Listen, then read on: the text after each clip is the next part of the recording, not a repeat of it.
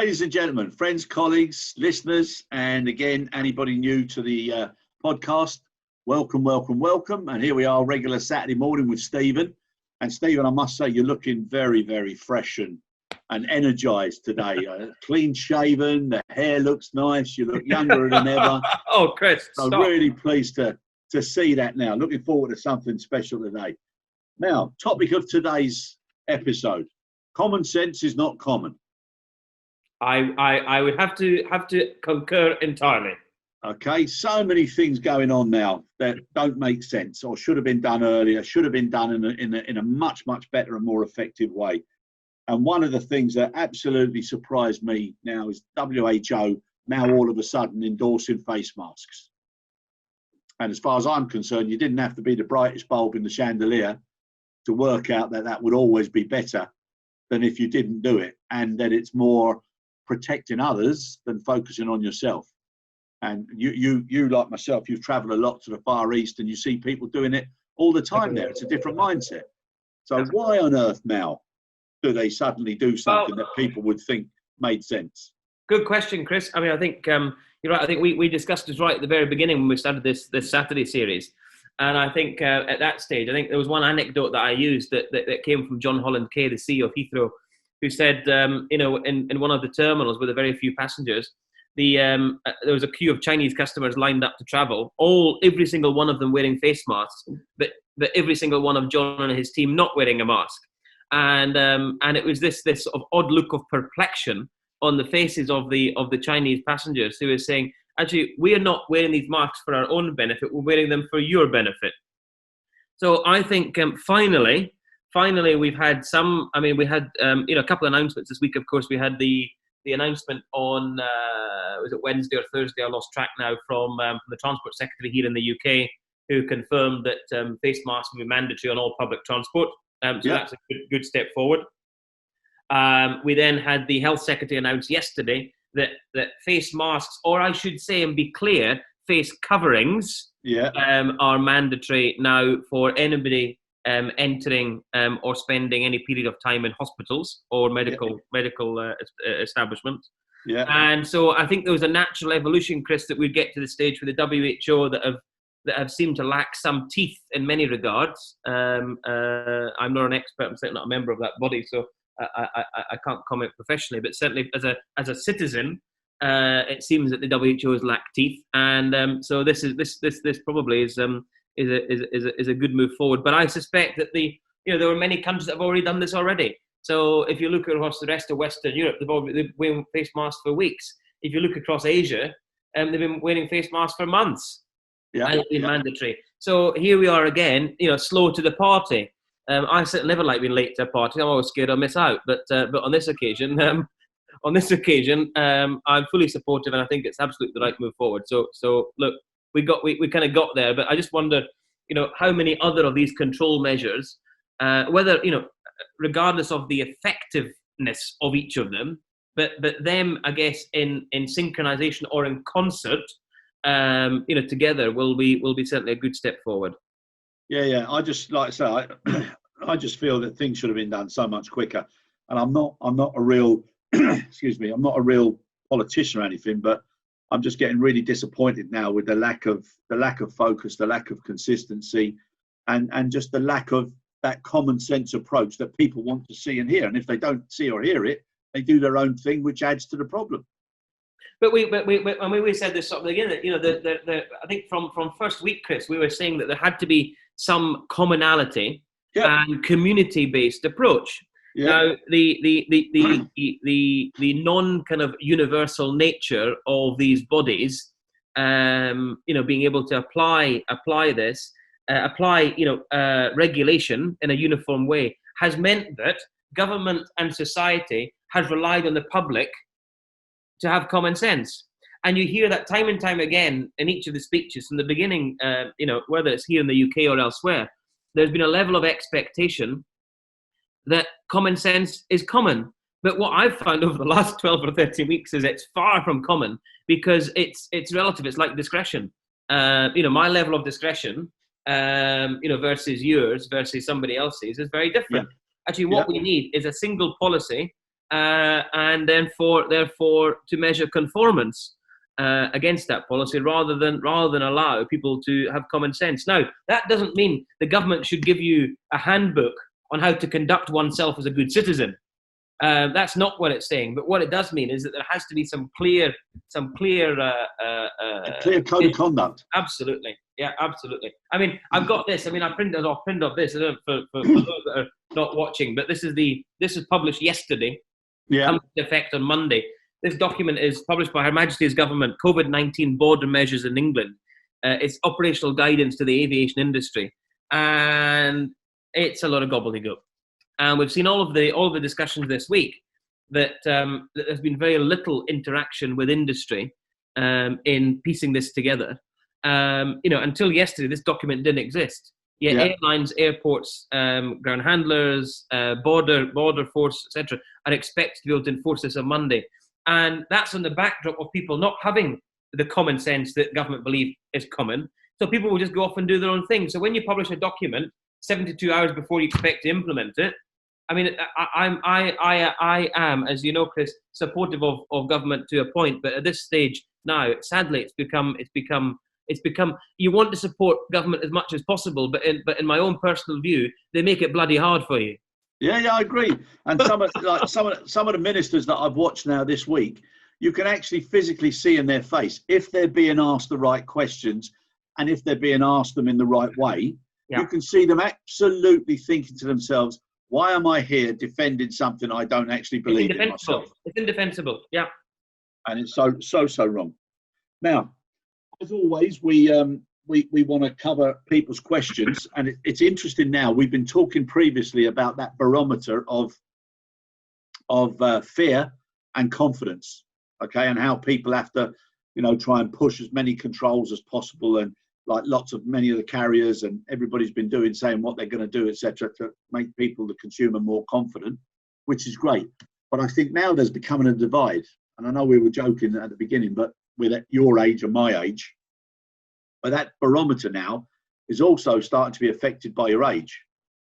So you've got a word that's used quite commonly, and it's bored, and then the word comes afterwards. With okay? less. With less. Begins with S. It's also a bodily function that's done at least once a day if you're healthy, and that is for the younger element. And then on the older element, or the older section, it's that same word, scared. So now there's now becoming a very, very big differential now between how you feel and how old you are and how you feel. And that's got to be addressed from a logical and a common sense approach as well moving forward. Well, look, I mean, I think so. One thing I'd say is I'm not sure that fully always believe that we are being led by the science. I think I like to believe that at the outset. Happy to put my hand up now and sort of say, it's 100% not led by science now. I think now, certainly at the outset, it may well have been, Chris. But I think now there is political and electoral risk involved, and who would have thought that politics would get in the way of a response to a pandemic? However, that's the reality. So, in terms of unlocking the country or the countries, those are the two very different schools of thought at one end of each end of the spectrum. And so, I foresee that this continual lockdown and suppression of people to go about their business in a new normal fashion. Let's call it a new normal. Yeah. Because I think I've seen people moving out and about, and to be fair, I mean, I live in central London, as you know. I've seen many more people moving around here, but I still have seen, people, having activities. So some of the restaurants are now able to serve takeaway food with drinks, for example. But people are social distancing. They're behaving themselves in a responsible way. But as long as people have got access to some level of normality, Chris, that I think brings in or instills some routine back in their lives, which I think is what that end they crave, then I think people can behave themselves. It's not can't be based on a common or premised on a common sense approach. It has to be premised on doing the right thing as per the guidelines or the policy. At the other end of the scale, I fully understand having a rather cantankerous father-in-law who's in his mid-70s. I say that with the most level, the highest level of endearment, because whilst I love him to bits, it's very difficult for the older generation, Chris, to accept this massive imposition on their lives, where for 70 or 80 years they've been able to do their own thing. Yeah. So, whilst there may be an element of fear still sitting at that end of the spectrum, I suspect that people will unlock themselves in the way that's right for them. Now, that doesn't mean there has to be a universal. It doesn't mean that if the government unlocked tomorrow, that people will go back about their business straight away. As we know from our industry, to draw a proxy back to our industry, if you look at the way that travel will return, I suspect it will see a return to domestic travel. That's great for domestic economies and trying to get people back out there. I suspect that, to get people to go on their first holiday, it won't be jumping on an aircraft off to the Caribbean or off to Florida for the parks, whatever. It might well be, on the train down to Cornwall, or in the car up to Scotland for a few days. So people will come out of this in a different way, or in different ways. So I hear what you're saying, but I guess there's no one size fits all in trying to determine how people come out of it. And it's the same for our business, I suspect, is that I think policy needs to be consistent, but the way that you get there can be tailored for a market or for individual airlines or different customers or whatever. So that's what I'm starting to see now. Provided it's based on a certain code of conduct. And during the week, I was talking to somebody, and we were talking about how cabin crew now have to be trained differently to appear to be more confident and controlled and pleasant, but they also need to have certain codes of conduct whereby you and me sitting next to each other, you refusing to wear a mask and then coughing. And then you've got the obvious one where I'm going to look at you and think, oh my God, he's got it because he doesn't care because he's younger. I want him to wear a mask. And I say, wear a mask. You say, no, I'm not wearing a mask. And then you get this conflict. Things like that have already been happening. So for WHO to say what they said today. To be fair to our cabin crew colleagues, Chris, that is an issue today. That's not a new issue. That issue exists today. It might be more prevalent tomorrow, but it is an issue today. And I think, to be fair to our colleagues in whether it's in ground handling or in cabin crew, because they both deal with that sort of that conversation different ways.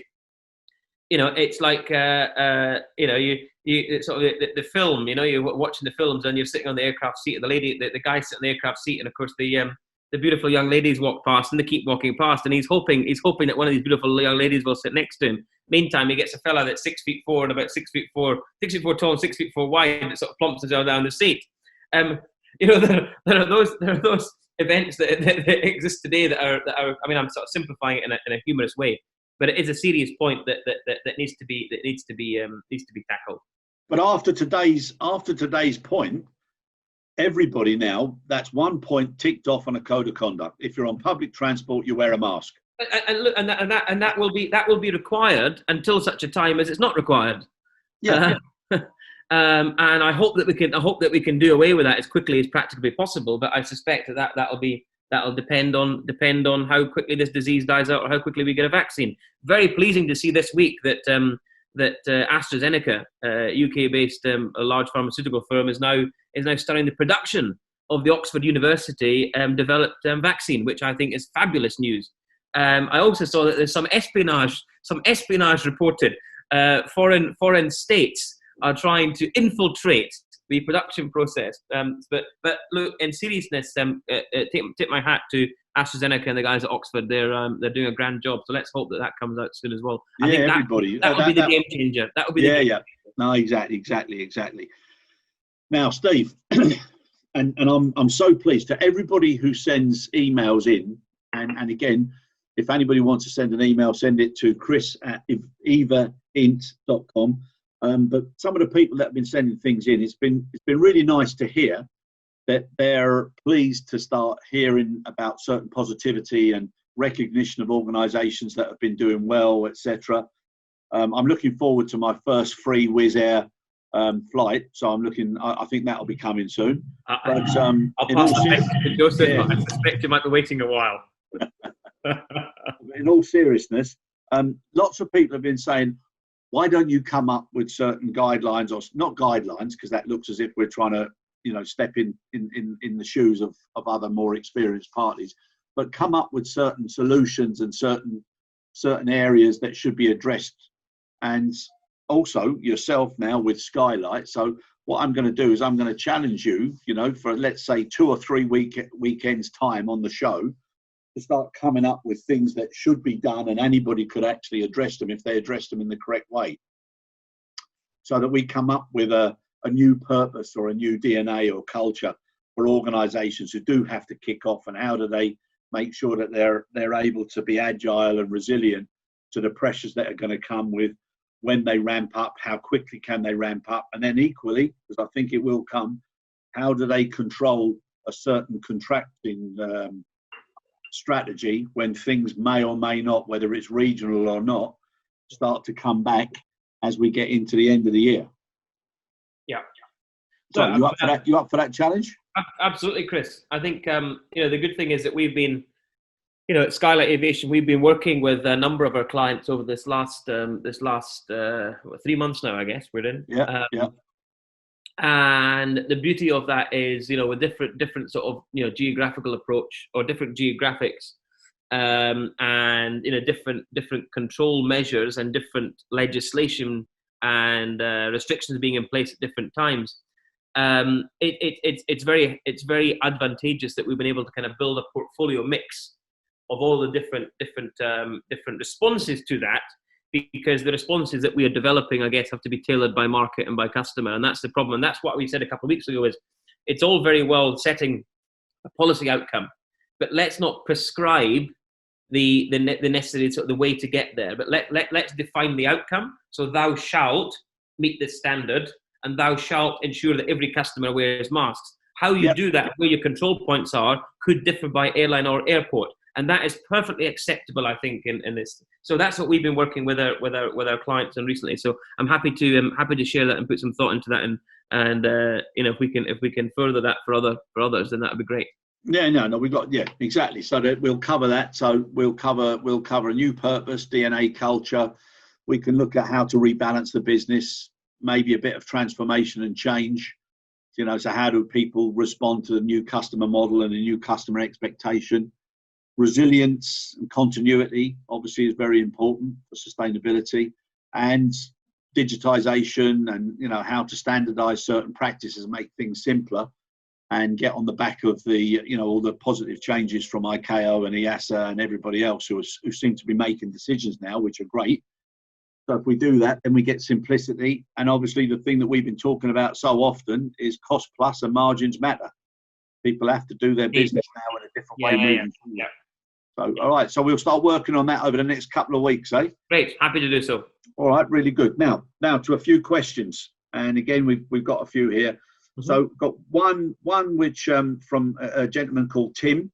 And what he's saying is how shares are reflecting optimism in the aviation sector, but why are the markets so volatile and respond so dramatically on any news without substance? So if you take some of the carriers, for instance, I mean, some of them have doubled now since the first 2 weeks of the pandemic to the close of business yesterday.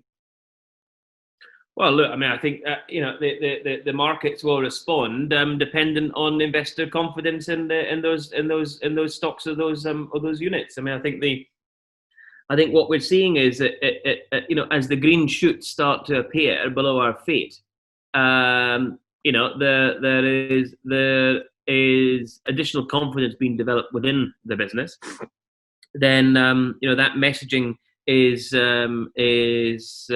distributed across the customer base and the markets and the press and so on. And I think that the challenge that we've got is, as we spoke before, this sort of hammer and claw.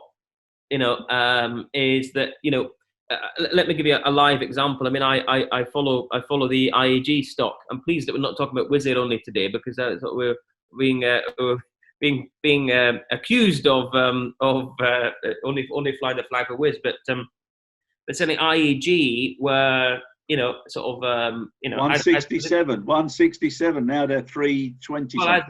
Well, exactly. I mean, as with every airline stock, I mean, airline stocks never, you wouldn't sort of bet your house on airline stocks at the best of times, but at the worst of times, certainly, there's some money to be made. But I would say that it's a long game. So I mean, as with anything, this is a long game. But it's great to see, some positivity, and growth in the IAG's response in the markets. I would say, however, that then comes down the hammer again when the government are absolutely not blindsided, but IAG is sort of blindsided by the government's arrogance and 14 days. In the 14-day quarantine. So of course, then the markets respond accordingly. So and I think the messaging has been very strong from IAG, which probably helps preserve sort of the drop off the cliff moment that we'd seen at the beginning of the crisis. So, but I think we'll see these ups and downs for quite some time, Chris. I'm not here to sort of suggest where people put their money. I think the safest bet for me right now is under my pillow. But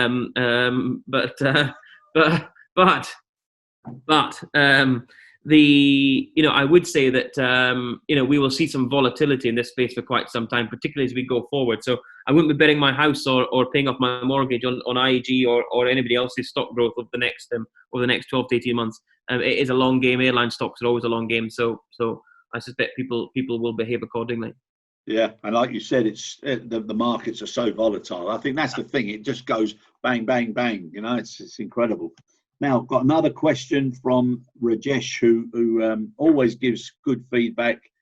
I don't necessarily mean it's always positive. He's always very, very balanced with his feedback, and he's regular. I don't want people to think it's always positive. But Rajesh is always. No. He's really, it's refreshing that some of the comments come back. But he's also heavily into auditing, and he's been pleased with our support of the right type of auditing. And he's also recently an ISAGO qualified auditor. So he's looking forward to getting back out there and doing things in a certain way. But he's an advocate of, teach, don't tell, show, don't shout, and also not having clipboard auditors in the industry again, and hoping that people will learn from it. But again, his question is, why do we think that, quality auditing and its benefits are not fully appreciated at the highest level within organisations? And why is there not more interest in actual findings than there is in having zero findings? Chris, we could do a whole episode just on this, because this is a bugbear of mine. It's been a bugbear of mine for 20 years. I know you might dispute that, Benjamin Button, youthful looks, but I've seen this for 20 years. I've always to answer Rajesh, thanks for the question. The first part of the question, I guess, is in terms of appreciation or recognition, not recognition as a pat on the back, but recognition as the value contribution of an audit. I think it's because historically, auditors. I mean, if you think about where audit, really sort of gets its teeth in, it's mostly in the financial accounting space. Has historically been that's the premise of making sure that you're not diddling the books. And from there, of course, it grew outwards, and then it became much more about business auditing and process-based audit, compliance audit, safety audits, etc. And that's all very good. So the growth of that has probably overtaken the pace of change to which an audit has been seen historically by corporate management, in my personal view, which is they're police officers. Yes. They're police officers that slap tickets on things, and they're there to check compliance, conformance. They don't check capability necessarily, and they don't check competence or attitude. Well, I was going for the 4 C's, Chris. I mean, hear me out. This is an emotional session. For those that don't know, Chris loves an acronym, so I'm sure I'll get a pat on the back or a slap on the chops later. I'm not sure which. You will, my friend. You will. But look, Chris, I think we have. It's up to the auditors to help make this change. Yes. And I've worked with some great auditors. I've worked with some bollocks auditors, right? And sadly, the chasmic-like divide in the middle is large. So what we have to do is try to pollute that with the good solid approach to auditing in the middle space, I think, Rajesh. And that's important. And that means not slapping tickets on things, but actually demonstrating that you're there. It's sort of I'm here to help. It's like that the Dubai airport slogan on their blue T-shirts of the walkers in the airport. Yeah. Actually, an auditor doesn't have to be a subject matter expert, but measuring compliance against a standard means that they know what the outcome should look like.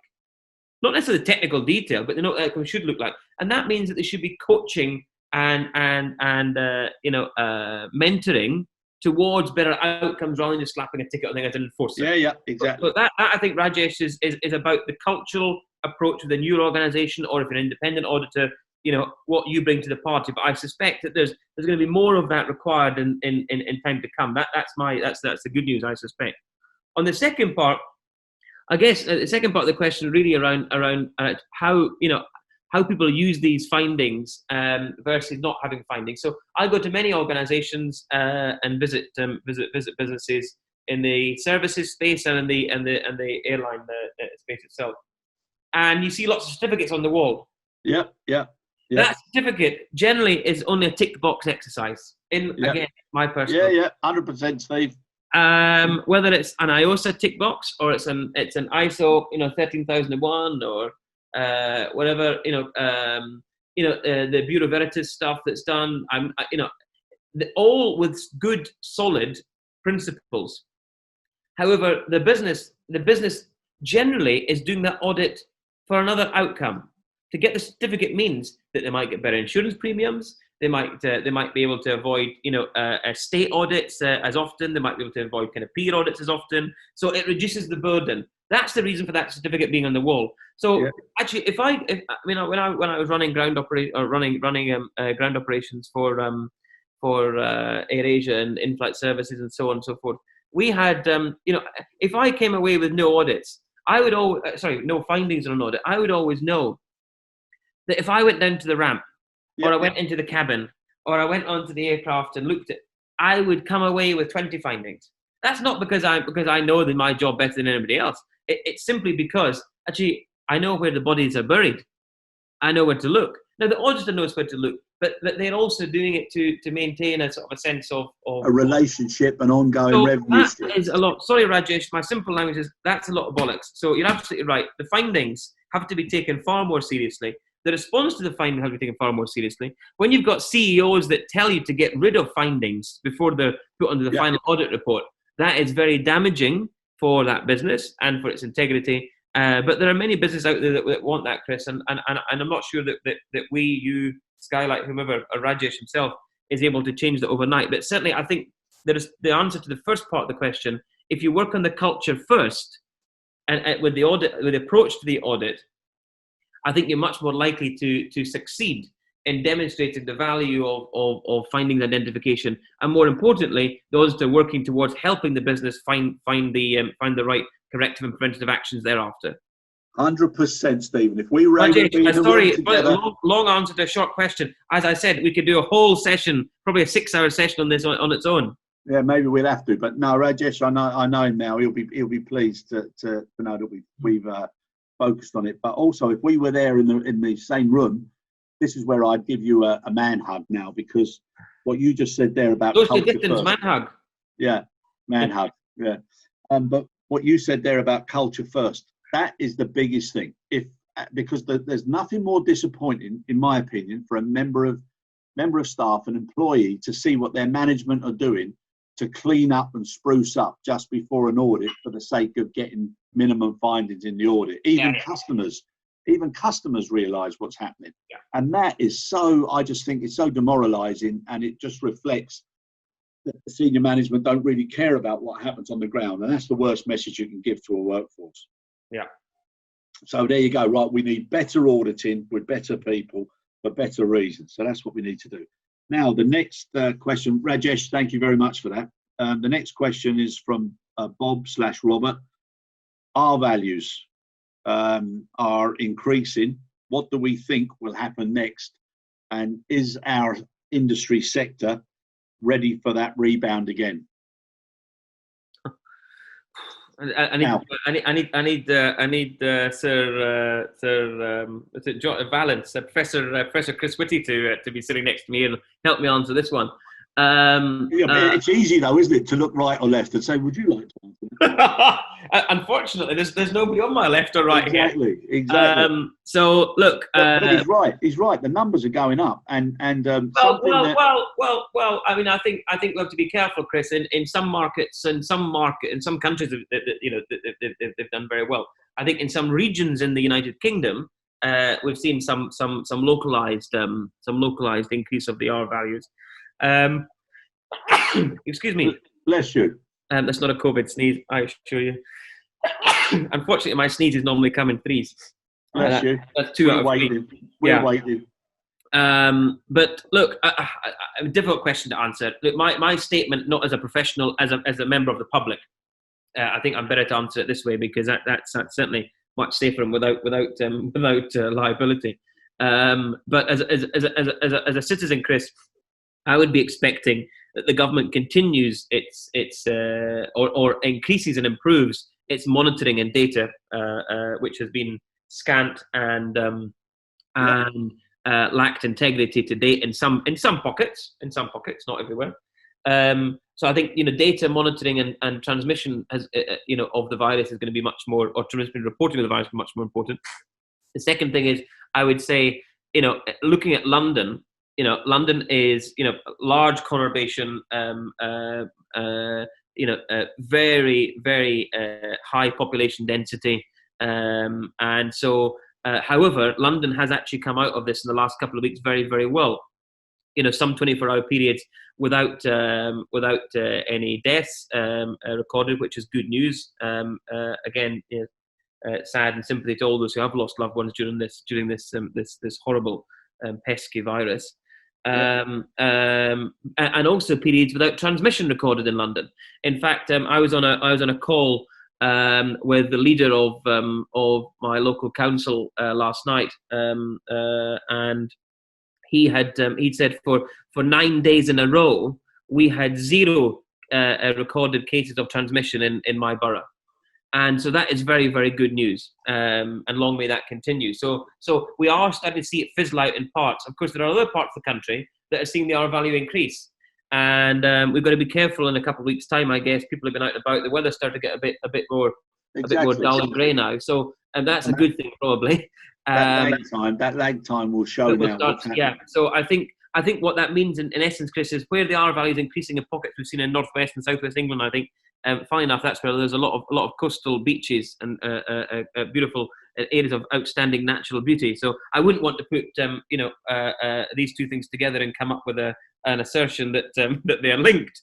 But I'll leave that with you for people to work out themselves. I suspect that there has to be some more localized controls in place. Yep. Some more localized controls in place, and I think that's what we'll see going forward. So there may be different measures now applied.